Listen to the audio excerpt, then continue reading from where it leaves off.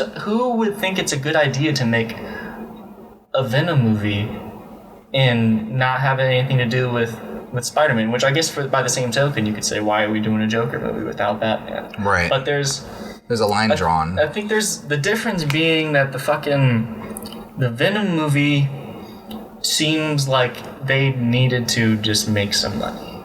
You know, it seemed like there was a good enough plan in place already with Spider-Man, with what's going on in the MCU, that there's really no reason to do that. Like, I think it would have been much better to tie it in with Tom Holland and what's going on with him. Like there's a timeline that exists where fucking maybe he gets the black suit as part of the, you know, going out into space or something. You know? Yeah. Like, why not just let Marvel handle it, bro? Like, you've already proven that, you know, by the Amazing Spider-Man movies that you don't know how to handle this character. You try to throw in too much. Mm-hmm. And now we're just gonna do a bunch of spin-offs based on his side characters? Bro. Like, I don't know. Like, Morbius 2 is happening with Jared. You got Jared Leto to play Morbius, and that's just gonna be a standalone movie? You know, the thing is, bro, like, with those types of things with me, it's like, at some point, you gotta, like, think, like, at some point, like, you ask yourself, are they really making this movie because they really are coming from a place of love? Or are you really coming from a place of, like, you're just trying to make a dollar? Yeah. Because with Venom, here's what I'll say about Venom. Venom to me is a guilty pleasure. There's things about that Venom that are like, this is like the Venom. This is the Venom that I wanted. It's just in the wrong world. I want this. Like, if we had that Venom in Raimi Spider-Man 3, wow, what a difference that would have made. You know? Yeah. And I should backtrack a little bit and just say, like, there were parts of it that I dug. Like, yeah. I didn't hate the movie. I didn't think it was great, but I like the Tom Hardy was very, you know, fucking entertaining, and the idea of the voice in your head and all that, like calling him a pussy and shit, like that was cool. Yeah, I will say this about Tom Hardy. What Venom really showcased about Tom Hardy is the talent that he has to pull the weight of that movie being what it is. Yeah. Because it's not... That's like a B... It was like... That's a B movie. It's a B... Yeah. I would say it's a C. I would say it's a C- movie, but Tom Hardy makes it a B movie. Because that's how powerful he is, like, just how talented he is. He really carried the weight of that movie. Now, as far as Woody Harrelson as Carnage, man, I'm just not feeling that, man. What a weird scene to have too. Like, hey, guess what? Carnage. Pretty much. Like, he was like tied up for, like, when I think of Carnage, I think of my idea of Carnage is if Spider-Man PlayStation 1. Do you remember that game? Like, was it also on N64? Yes, it was. Yeah, I had that game. I played the fuck out of it. Okay. Do you remember Carnage in that game? Yeah. Okay, do you remember his high-pitched voice? Mm-hmm. That, to me, is Carnage. I wonder how Venom's doing. Eddie, are you all right? Talk to me. Wake up, Brock. Look out. Parker. Behind you. You say? Spider-Man! Ah! Yeah, like, nice try!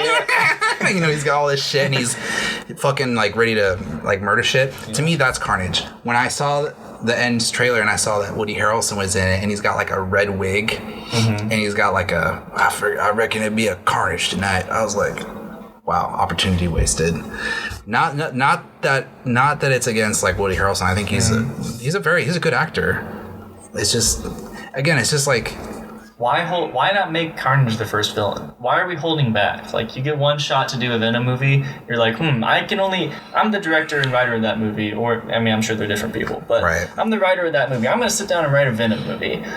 Well, I don't want to use that because I'll save that for the next one. Right. Yeah, they're trying to milk it. Dude, just fucking do it. Go all balls out. That's what Kevin Feige's all about. You know, just make the movie you want to make, you know? Taika Waititi, what do you want to do with Thor? I want to do something fucking way out there. Okay, cool, dude. Good luck. We'll take your lead. Just do it. Yeah, the thing is, like, what I've noticed with I know that Richard Donner. I watched an interview with Jeff Johns, and he talked about how because he interned for Richard Donner. He was in his office and he was, like, going through boxes of stuff, and he saw a Superman script. It was the first draft of Superman the movie. This was like in '76 or maybe earlier. And Jeff Johns read it and he was like, dude, this script is like complete garbage. So he asked Richard Donner about it and he said, oh yeah, he's like, this was the first draft that they were sending out to directors to do this movie.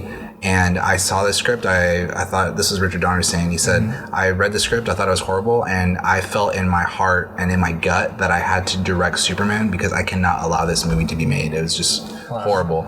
So the one word, this is like the magic word, by the way, between DC and Marvel. The magic word is verisimilitude.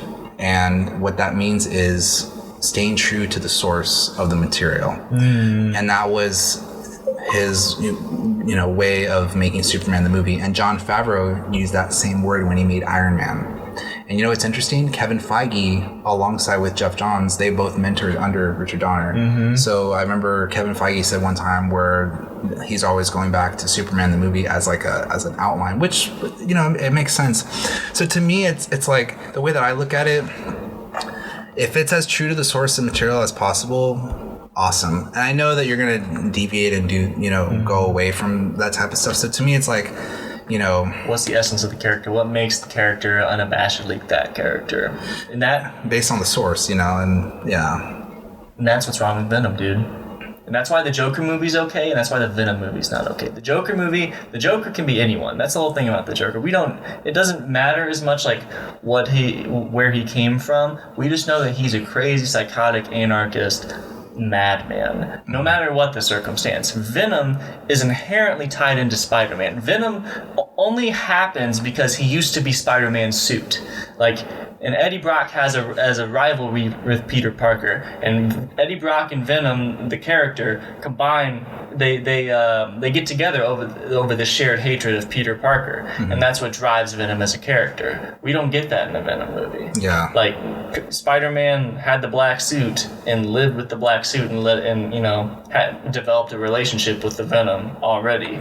So that's why Venom has the white spider on his chest, for instance, and has characteristics of Spider-Man and hates Spider-Man so fucking much. So that, I think, we took a long way to get there, but you saying that drove it home for me. That makes sense too. And besides the Joker movie, like from what it's not supposed to be, it's not supposed to be like, I mean, it's based off of the Joker, but it's its own thing, and they're being upfront saying that. So to me, it's like, okay, I can accept that because you're telling me you're giving me a little like overview of like what I can expect from this, So I'm like, okay, I can tolerate that, Plus, Joaquin Phoenix is an amazing actor. That motherfucker can fucking act like no other. It's almost the exact same situation with Venom. It's very close. It's just like And Tom Hardy, man, he's just really good. So, am I gonna see Venom 2? Of course. I mean, that's another thing too. It's like, I'm a sucker. You know what I'm saying? They're gonna get my money no matter what.